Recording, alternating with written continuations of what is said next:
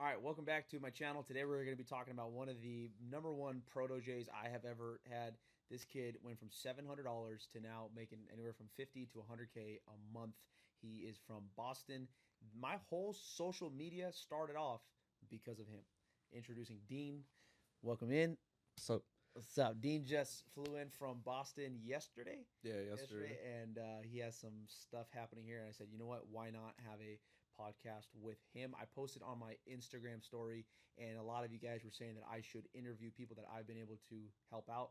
I want to first start off by saying that I don't take, I take 1% of the credit. I kind of helped Dean and told him kind of what to do, what not to do, and he took it and ran. Anyways, Dean, how are you? I'm doing good. How about you? Also, know this: Dean is one of the most monotone guys I have ever met. He is the polar opposite of me. I'm very loud and eccentric, and Dean is really just chill. He's that like 60 miles an hour the entire time. Anyways, how are you liking it here? It's awesome. It's awesome. I'm I, excited to be here. yeah, I've been trying to get him to move down to Cali from Boston. Anyways, let's jump right into it. So, when you first met me, or when we first spoke, you had how much? Literally just $700 to my name. So at that time, I was working security and I was doing college. So I was in college. Yeah. And at security, you can't work full time hours while being a student. So it was more so part time. So like money just wasn't coming in. And I kind of figured that, being in business and, not working a 9 to 5 was something that I was looking to do. So yeah, that's pretty much what I was up to before I met you. And you're how old right now? I'm 22 right now. 22. I always think you're like 23, 24. And so when Dean first, okay, so explain to them how we got connected. All right, so basically, I kept seeing him on my For You page, and this was around the time frame where you had like 2,000 followers, and I was just like, yo, this dude's gonna blow up. And I kept looking at the comments, and people just kept asking, what do you do? What do you do? And you're giving like free game to them.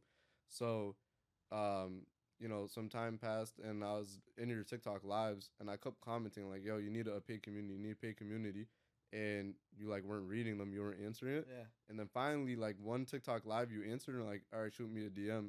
So I finally reached out to you, and from there it was just it started. So to explain to you guys what happened, so I start posting, right? Kevin Pack and Kevin Kunze were like, "Yo, you have to post, post, post." I'm like, "Who's gonna see my shit? Who cares?"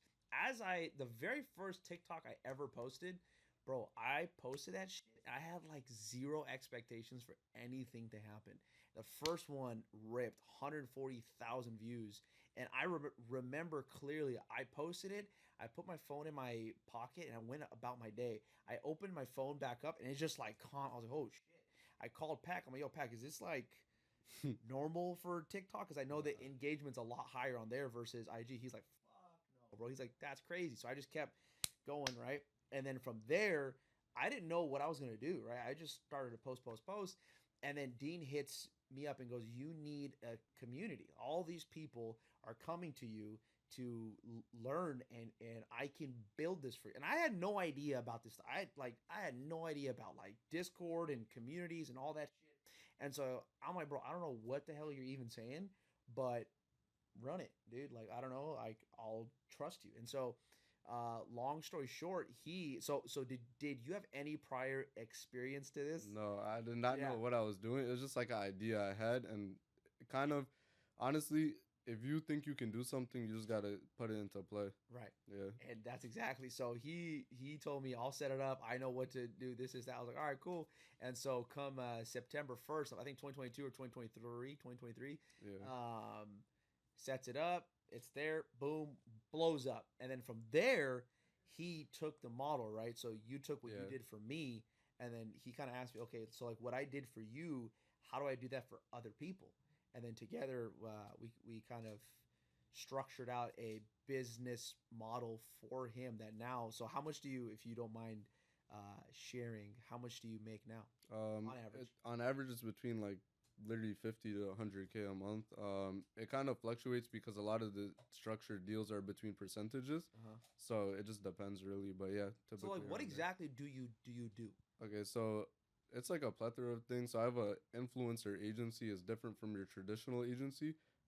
We run influencer social media, so that means we're editing their content, posting CTAs for them, setting up DM setters, sales funnels, etc. But most importantly, we create paid communities, courses, programs. So majority of the stuff you guys see online, my agency likely made it. So yeah, that's pretty much what we provide for the influencers. So all they have to do is focus on raw footage and putting out content.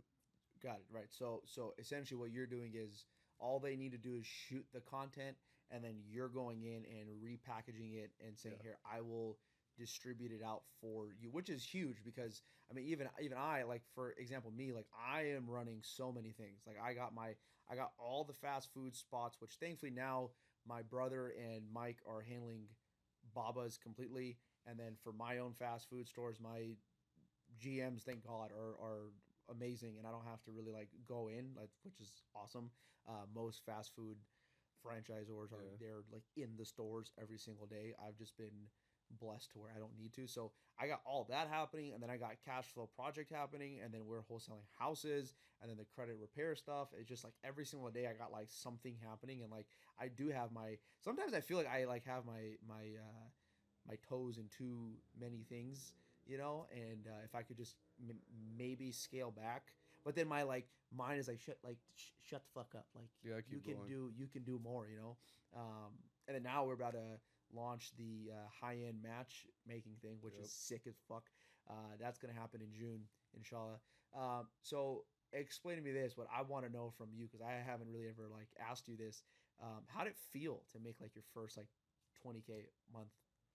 Honestly, it felt crazy because like going from literally only having like $700 to 20K, um, it's kind of like a breaking point where you kind of like dream of making that money, Yeah. and then when you finally hit it, it's like, oh shit, I actually did it. But honestly, you always want more. Yeah. So as soon as I hit 20K, I'm like, well, now I can hit 50, Yeah. or I can go to 100. Yeah. So yeah, I remember a while back, this was before we went to Hawaii, and we were talking. And remember, like, Dean doesn't, he's not, you guys can see him, he's not very, so Dean's not very expressive. So he doesn't really talk about things with me in terms of like what, like, growth and shit. And so one day we're talking, he's like, "Yeah, I'm thinking about buying either an R8 or a G63." I was like, "What the fuck? No way." He's like, "Yeah." I was like, "How much cash do you have?" He's like, "Oh, I think I have about 200K." Mind you, I met Dean the prior year in fucking August. So 1 year later, within 1 year, mashallah, my dog's been able to go from having $700 working as a security guard to buying a G63, and now you're opening up a Camarilla yeah, coffee cafe. spot. So now, not only that, Dean has been able to not only make 50 to 100K a month through that, he saved up, and now he's retiring his dad essentially, or allowing his dad to quit his job Yeah. by opening him up a coffee spot in downtown Boston. Yeah, in Boston. It should be open around August, July time frame. That's so sick. Yeah, That's so I'm sick. excited. Yeah, it's just crazy to me just to see like your growth. Honestly, like even now, this isn't just for the podcast. I'm being like as sincere as I can be. Like, to see you go, like, dude, this kid was FaceTiming me at his security guard job. FaceTiming me like, "Hey, bro, you need to do this." To where now, fuck, he's iced out, Patek, doing this, doing that, driving a G63, spending whatever 200,000-300,000 bucks to build a coffee shop for his dad and mom. Like, it's super super sick. I'm proud of you. What do you think has been one of the biggest challenges in your growth? I think primarily just my environment. So like in Mm. Boston, there's not a lot of kids that are making this type of money compared to like LA and Miami and New York with what you see online. So there's kind of not really people you can talk to besides. So like I was thankful enough to have you guys to be able to like consult on what I should do, but that's probably the hardest thing.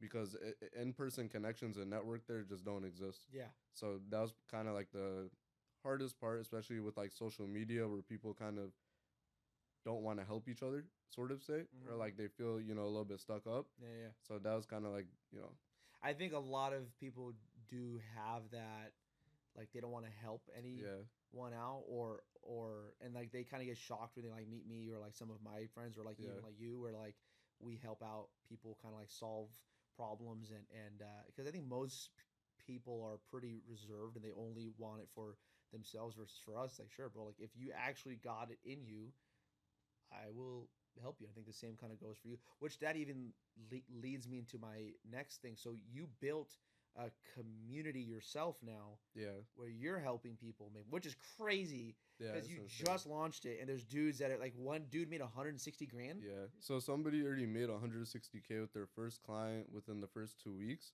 and then before That's that, crazy. it's insane. And then before that, one of the first people who ever joined it, I believe he's been in here for 3 weeks. He was in 8K credit card debt, paid all of it off, and then now he has 3 clients that are totaling up to 7,500 a month coming in. So God. there's a lot of money to be made. Owning an agency, providing value to not even just So influencers. you're showing people how to start their essentially what you do.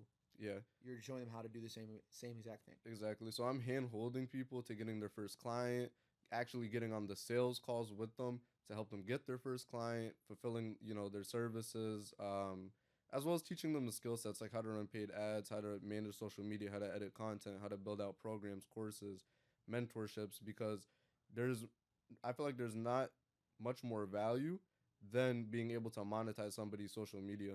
Because you see a lot of people online, 1 million followers, 500K followers, and they're not making money off Yeah, of yeah. it. So you being able to provide somebody a whole new stream of income is a real game changer. Well, yeah, I think it's kind of like it reminds me of the gold rush where the person who made the most money was the one providing the tools to dig for the gold versus the people that were actually finding the gold itself. So you're kind of like showing them how to do it. Yeah. That's cool. That's sick. So, do you ever get guys that like ask you to like put them on, but like they don't Bro. do anything? Yeah, all the time. Like my Instagram DMs, the message request is just, what do you do? What do you do? What do you do? Can you put me on? Um, and honestly, a lot of people will message me to put them on, and then when I explain to them, the actual value of what I do, they just think it's too much work, and they don't do it. You know, it's ironic that they say that to you because when you came and approached me, Yeah, you didn't know anything, but you said that you did, and that's completely fine. There's even times when I was a kid and I was trying to get shit done. I was like, yeah, I can do it. I can do it. I'm like, I don't know yeah, what the fuck I'm doing, but I'll figure it out. Um, you never came to me and were like asking me to hold your hand. no, Now that I think of it, like you solved whatever problems you had to solve yourself. I think that speaks a lot about you and why you are where you are at the young age that you're at is because you are a problem solver, yeah, right? And I do think that most people, especially at your age group between like 18 and like 24, like they just want everything handed, and I think the problem too is like online you see that so and so is doing 50K, 60K, 80K, 100K, 10K, whatever it is, and they think it's just so easy to do, and they don't understand like you can make that, but there's work behind it too, right? yeah, exactly. So basically, a lot of people will see stuff online and just think that happens with a snap of your fingers. It really doesn't. If you are really trying to grow, and especially in the online space, you need to provide value to somebody, and they'll give you value back, as well as push your business. So if you're not providing value to somebody, you can't expect them to Yeah, just hand things out to you, right, especially if they don't know you. right. Yeah, and I think there's people that I've met that they have so much potential. And I think there's like this huge disconnect because like you're helping people sell their knowledge, Yeah, right? And there's people who will spend $40,000 on a psychology degree that will never be used ever, mhm, ever. Like I know someone in my life that got their master's in psychology and they couldn't find a job. Like the most highest paid job that yeah, they could get was like a $25 an hour job. Sadly, I think that's just yeah, the economy that we're like in now. And they'll pay 40, 50,000 bucks to have a plaque and spend 4 to 6 years of their life obtaining something because society says so. Versus online, you can find people that have been able to like build certain things yeah, and they'll like show you what to do and they'll charge you 2, 4, 5, 6, 10K. I think the problem is though is that there's so many people that don't know shit hmm that try to sell stuff and then that's what gives people that you're trying to help like a bad name. So how do you combat that? I'm assuming you just give out more value. Well, so in general, when I work with somebody, I have to qualify them. So I have to actually see if they're like bullshitting or if their engagement's real, if their following is real. Because I've experienced a lot of people who fake everything online, and end up like scamming their like followers. So there's a lot of qualifications to be able to like work with me, my agency. So you're not just taking anybody. No, like you simply can't, because if you do that, you're gonna get bad rep on your business because your business is technically partnered, and if somebody's willing to scam their following, they're willing to put the blame on you for setting everything up. So these are kind of like things you have to account for. And even just to go back, like I graduated from college and I don't even use my degree. Oh, you graduated, huh? Yeah, That's so right. Yeah. I don't even use it. So What did you get? I graduated with econ and finance, a double You have a major. degree, huh? Yeah. I totally forgot about that. Yeah, so I graduated from UMass Boston and I don't even use it. And it's crazy because some people will really like tell someone like, oh, $2,000, $4,000 is a little bit too much to pay for, knowledge that can actually make them 30, 40, 50K a month. Yeah. But then we'll go to college and go into loans and debt, Yeah. and it's kind of like ironic people do that. Yeah. No, I've had someone in 3-step wholesale. They paid $3,000 to get in. Within like 45 days, they made like $35,000. Yeah. And I was like, oh shit, that's so sick. And I've seen the 3-step wholesale stuff because I'm like, also, if you guys don't know, I run that community as well, and people are just killing it in there. Yeah. I've seen people 30K payouts, 40K payouts. Yeah. It just keeps going. Yeah, but the problem is there's so many like, I don't want to say like Miami course bros, but there's like a lot of just like dudes that they see how you can sell a community, and they just trying to make some shit happen, and they like package something really crappy, and then they fucking sell it, and then they end up getting like burnt. And then there's actually guys like me that I do what I show. Like I've shown wholesale, like we just made $39,000. I think it was on Thursday. The month before that, we did a $260,000 wholesale fee, and so there's people out there that don't even do what the fuck they say, and then they're trying to like sell it. Versus then there's guys like me, or like even Kevin. Kevin sells and I think that's what separates like us from the rest. Is one is just like a course, watch this and then go do your thing. The other is when you actually build like a full blown community, where it's like not only do you learn it, but then you also attend the live calls, which are every single week. And then on top of that, more added value. Like for example, in FBA Boss Academy, Kevin has, they pick the product, they tell you supplier, I think, and then they help you ship the product. It gets you reduced rates. I think like 3-4 calls a week or something. Like you have so much packaged into it where it's not just like your stereotypical like here's a course and go learn it. You know what I mean? It's a full blown like hand holding thing. Same thing for 3-step wholesale. And I'm gonna assume the same thing for you, right? Yeah, I think that's the pivot in the business where it's like you have to just give more value because there's so many guys that are like, trying to just here pay me $2,000 and boom done. How did it feel when you bought the G63? So basically, I was pretty excited, but it kind of like settled in. Where now it just feels like a regular car, like exactly what you guys say. You get happy for the first day, and then after that, it's just normal. Yeah. But I do love it because I went from like a 2014 Dodge Charger that was breaking down to 2021 G63. So level up. Yeah. Level up. What did your mom and dad say? They're definitely proud because they just never seen like a kid that young, having a car like that. Yeah. So they're excited. They're happy. Do your parents know who I am? Yeah, they know you. Yeah, right? They see your stuff online. Oh, really? Yeah. Oh, God. Auntie and uncle, hello, if you guys are seeing this. Your son is like my, not even friend, is like family to me. Literally, I was talking to my girl, and I was, it's like she was asking me about our like closeness, and I was telling her that like I'm probably closer to you than like a lot of my actual like extended family. Literally, like Deen just hits me up, yo, I'm coming to Cali. I'm like, all right, cool, bro, come down. So when are you gonna move out here? Because I think that you're holding yourself back.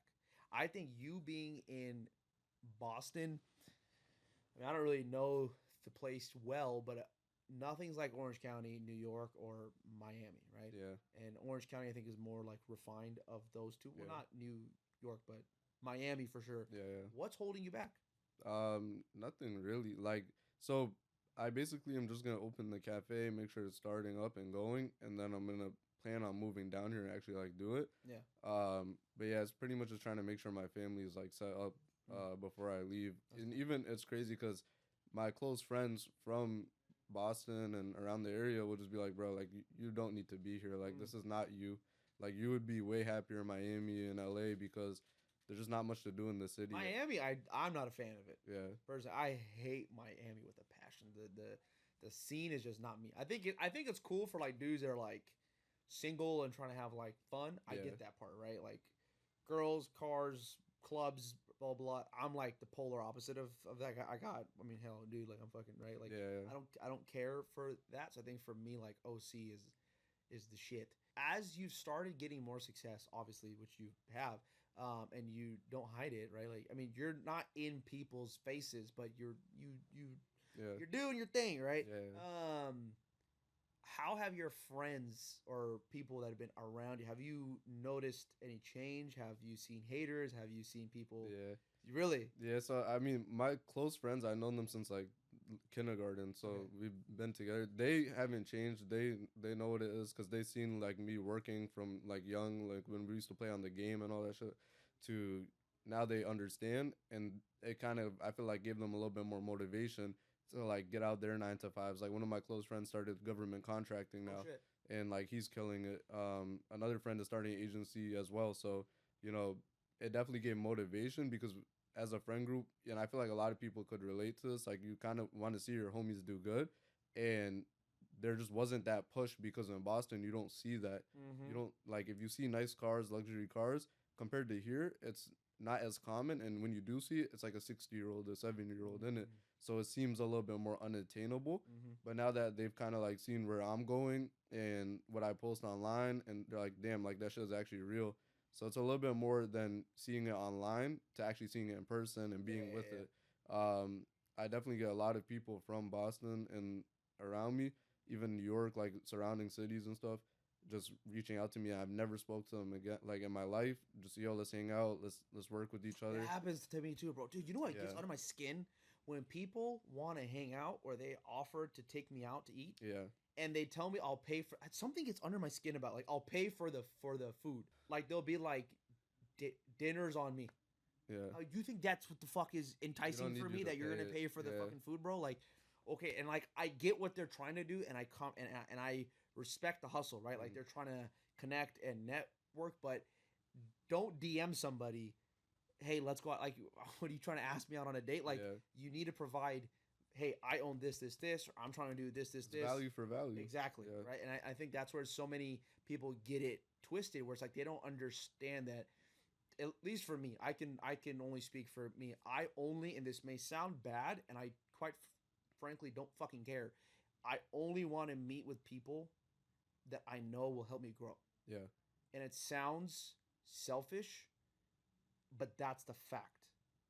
And it doesn't necessarily mean monetarily. I'm sure you probably feel the same No, exact I way. feel the exact same way because it's more so you know that there's a bigger picture for yourself. Yep. So it's like why would you know as like shallow as it sounds like why would you It like does sound shallow. yeah like why would you go with somebody who is kind of like at a lower frame point than you and you're not gonna gain anything Or from frame. I've been seeing that word. Yeah. What's the frame? What's the frame? I don't get it yet, but I've been It's seeing just like you know why would you go backwards than forward, and that's kind Yeah, of how you have to and look at you know, it. and I think like for example, like we like I have a friend.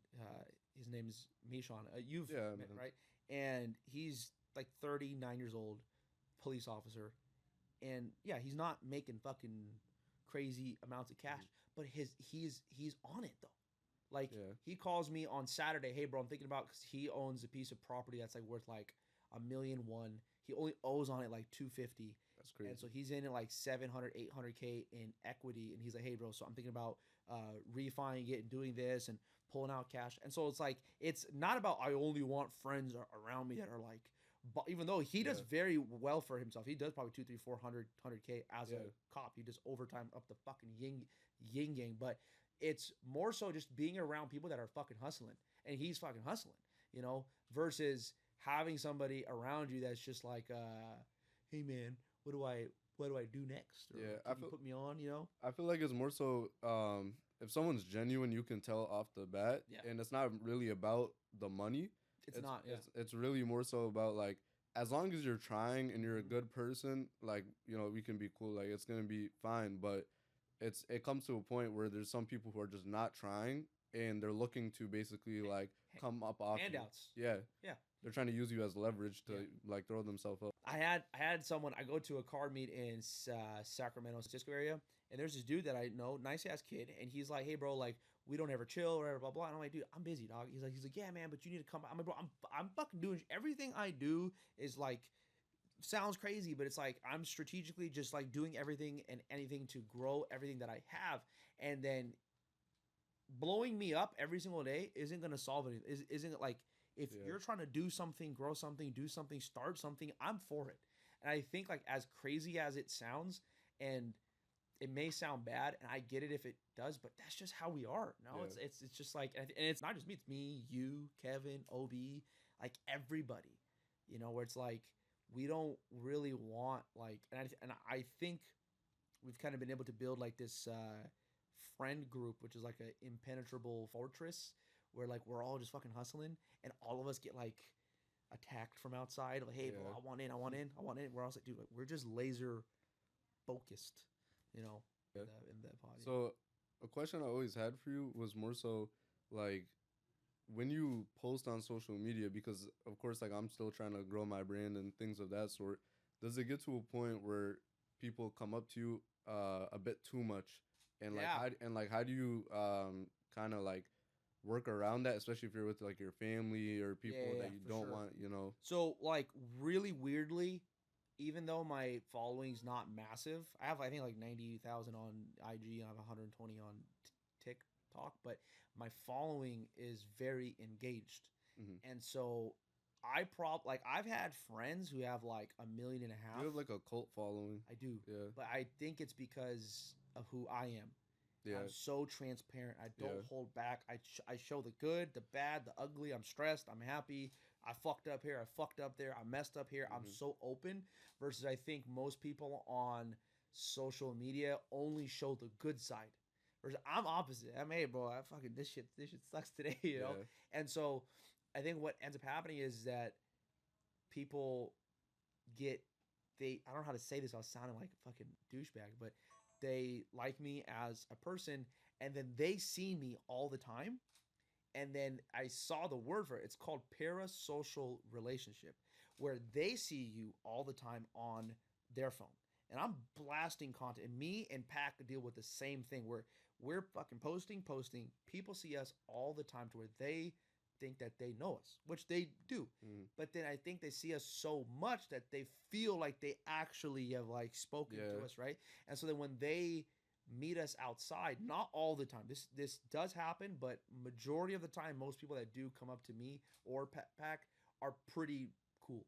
But there have been times where like dudes is like I'm in a parking lot at night walking to so and so spot, and someone will like walk up to me like dap me up, but they're not saying a word, and they're kind of like nervous to say something, so they're quiet up until they get right there, and my guard's up. So I'm like, yo, and they're like, hey man, I follow you. I'm like, fucking say that shit first, dog. So I like, right, like, yeah, you don't know if you're gonna get robbed. yeah, or I don't know, anything. bro. Like, Yeah. I just don't know. Like, there's Yeah. a guy walking up to me in a parking lot, not just saying gotta a assume. word, not saying hi, hello, Yeah. and they're like nervous to say hi, Mhm. and so they're quiet, and their face, they're not like smiling or saying anything. They're just like, "What's up, dude?" I'm like, "Fuck, bro." Like, or like, there's been times where like I've been like, pumping gas. This happened to me in Irvine. Pumping gas. My door is open. I'm on my phone. The gas pump is in. I look to my left, and there's a dude standing right there. I'm like, yo, what the fuck, bro? Like, what are you doing? He's like, oh, sorry. I'm like, dude, you can't be doing that shit, you know. Yeah. And so, but regardless, I do love when people approach me in a cool way, and they're like, hey, bro, like I follow you, or hey, man, I've been seeing you, whatever the fuck. I hate when they call me, or I'm a fan. I hate that word. Don't call yourself a fucking fan. No, like you're my fucking homie, bro. Like Mhm. like don't say fan, but I'll take that all day. Or like when people come up and they like intro themselves in a Yeah. very like respectful way. Hey, my name is so and so. I've been seeing you if you have a minute of your, time that's free, I would like to ask you this, that. Hmm. Cool. Game. I was at the Habit and I'm ordering food, and this dude walks up to me, doesn't say hi, doesn't say hello, doesn't say nothing. Walks up, goes, "Hey man, so I own," and it just, I blacked out. I was like, "What the fuck? It's motherfucker not even saying hi, hello, nothing." And I was like, "Excuse me?" He goes, "Yeah, I own business and I do this, that." And I was like, "Bro, you not gonna fucking shake my hand? You're not gonna say hi, hello, like, It's disrespectful. yeah, it's like there's a way to formally go up to someone. Even I've done the same thing too. Like there's other people I have looked up to online, and when I see them outside, I'm like, hey, I want to establish some sort of relationship. Yeah. I'm like, hey man, my name is blah blah blah, and I've been seeing you. I just want to say I do this, and if there's any way that I could be of value, whatever, I'll figure it Yeah. out. But just go, hey man, so I own a car wash thing, and I own, Yeah. hey bro, what the fuck you doing? You know what I mean? So what's your next step from here? What are you trying to do?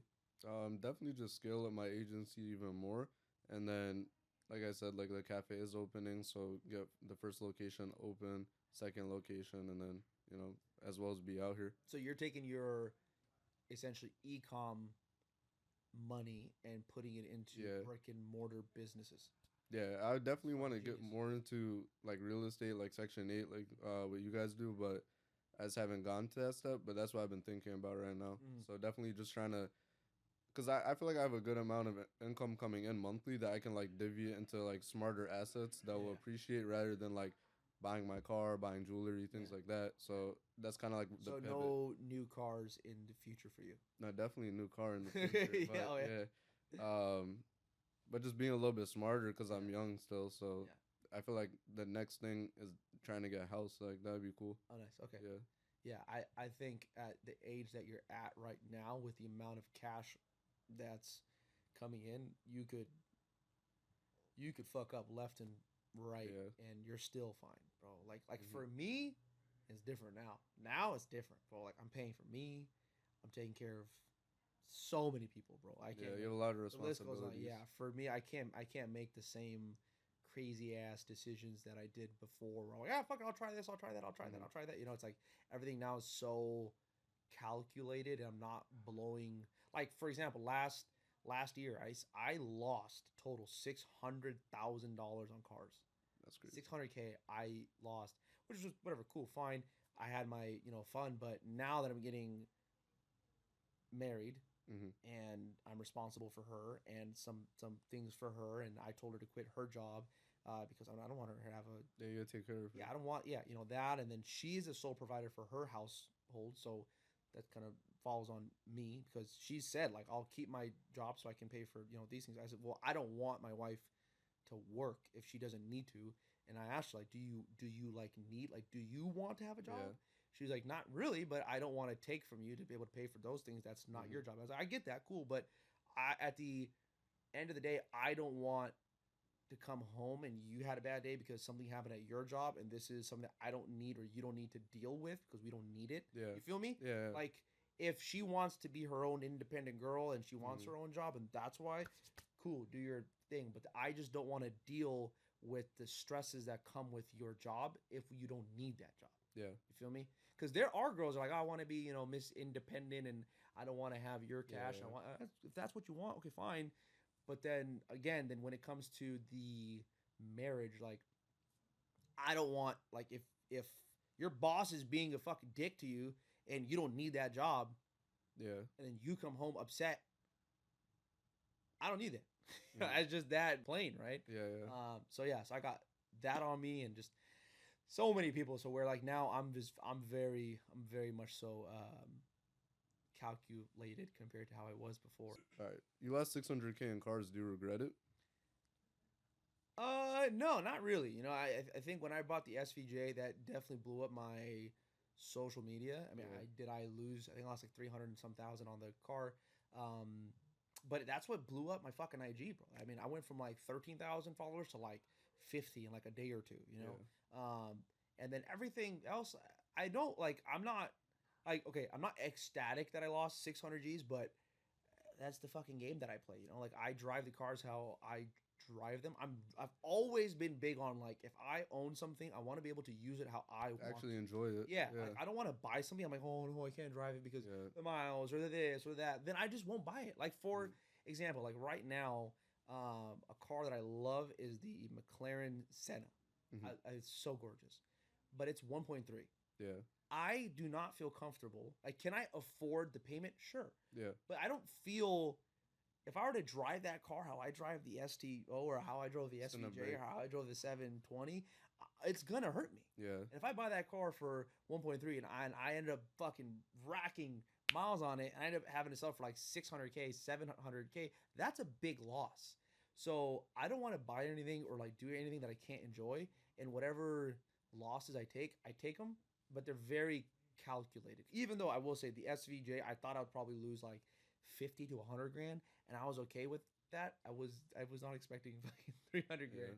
Yeah, but that's that, you know. And how many times or how cool is it that I could say at, you know, at 27 years old? Yeah, not a lot of people can say that. I bought a Lamborghini Aventador SVJ. I drove it from here to Sacramento and back twice and dailied it and had fun. I will buy one again for sure. I've said this before. It just has to be the right car. I want like the one owner PPI, Lambo inspection, Lambo car certified, the whole nine. But I think right now I'm just trying to like I jumped from 911 720 SVJ. I skipped everything else, you know.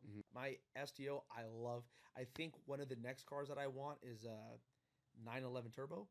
That's my dream car. Yeah. That's like my dream daily. That's like such a great car. I want a 911 Turbo, preferably a convertible, and I want a Cullinan too. I want to try out the 765. I want to try out the 812, and then really that's it. I think after that I'll probably get like a Murcielago SV, and then I'm done. You know. So if you had like 200K, what's the car you would buy? 200 for like somebody young. Honestly, the Huracan Evo. I think that car you can pick up used for like 220, so about 20 G's more, but phenomenal car.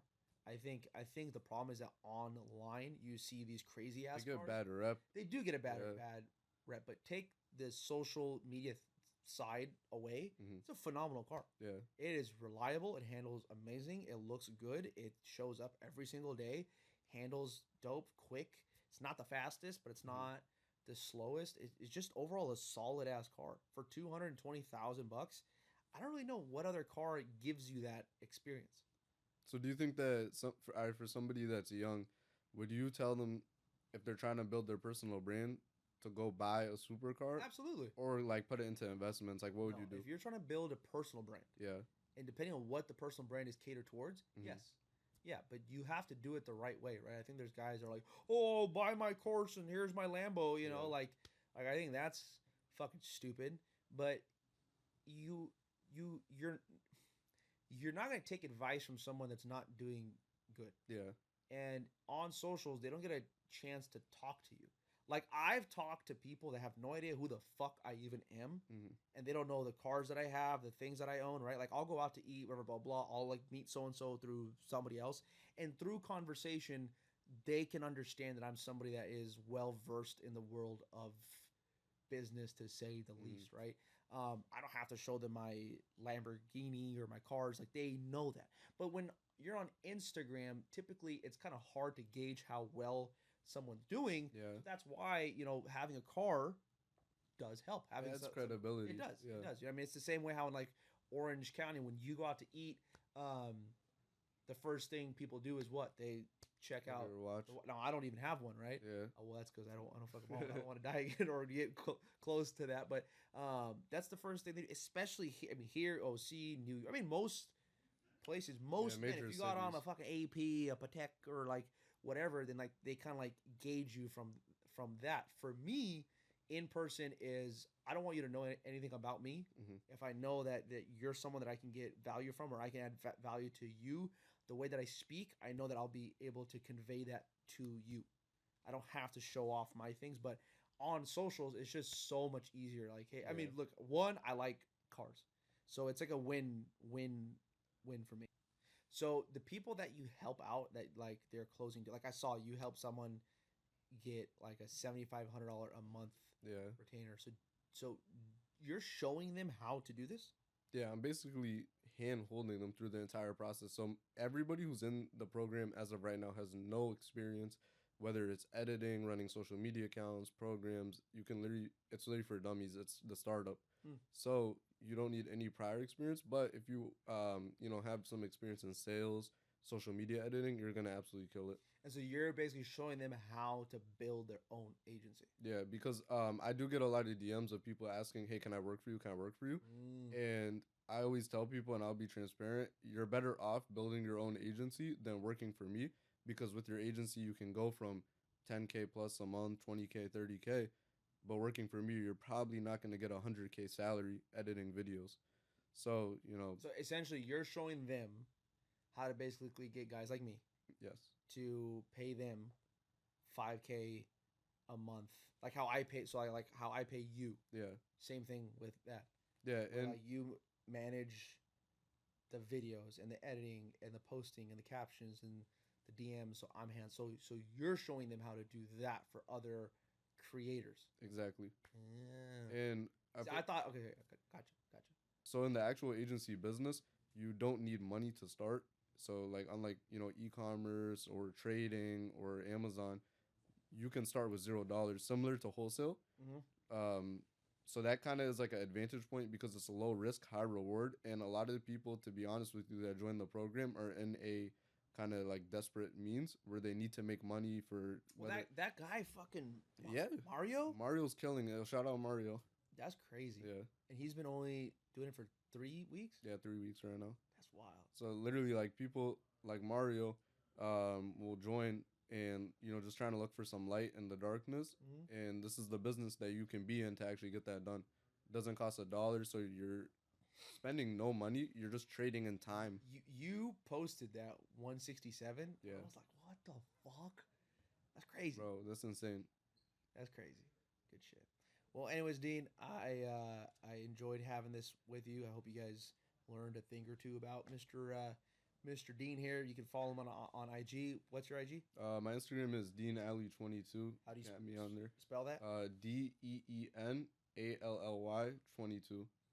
Well, Dean, thank you very much. It was a pleasure. Yes, sir.